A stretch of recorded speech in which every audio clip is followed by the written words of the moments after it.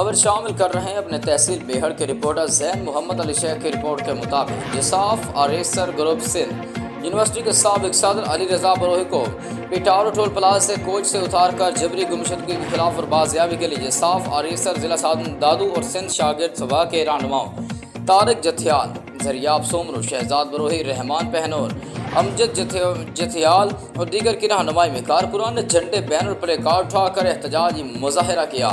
مظاہرین شہر کا گشت کرنے کے بعد آزاد پریس کلب بیہڑ پہنچے،